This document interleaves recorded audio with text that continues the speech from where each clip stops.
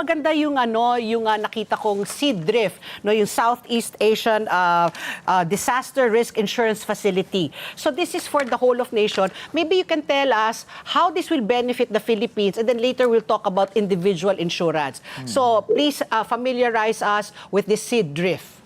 Yes.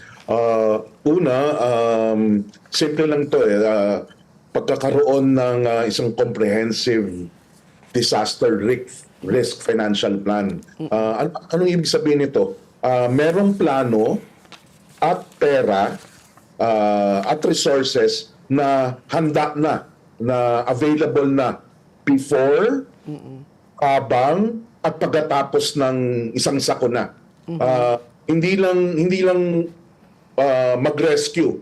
May nakalaan na pondo para sa relief, recovery, rebuilding.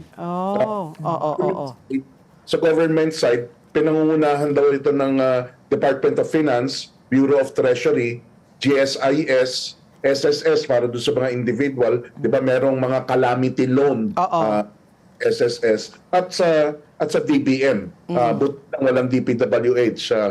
Mampat. Sila yung nagsasama-sama para may pondo at may insurance program na ready na.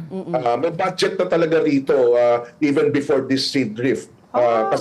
Sa National Disaster Risk Reduction Fund, yung NDRR na lagi nating naririnig sa mga ganitong panahon. At maging mga insurance premiums na binabayaran ng gobyerno at ng mga individual.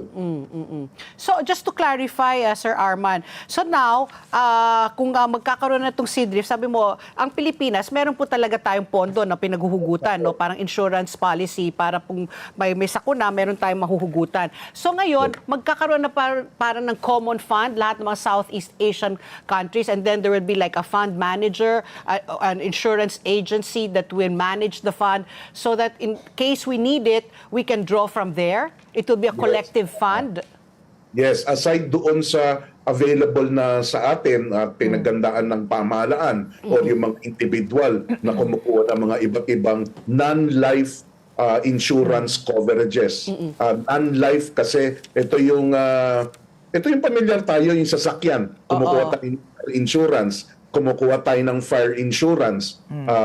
Doon sa mga property natin, tawag doon non-life insurance. So aside from doon sa individual at yung pamahalaan, meron siyang pondo para dito, may binubuo na para sa Southeast Asian, para dito nga sa mga sakuna na ito. Pero again, ulitin ko, prior to this, ang pamahalaan natin meron na, at yung mga individual, lalo na yung talagang pinapahalagahan itong paghahanda at pag-rebuild later on. Simple, ito ay protection sa a potential great financial risk. Isa ko nang dumating, may risk, great potential financial risk. Gusto maprotektahan doon sa gastusan na yon.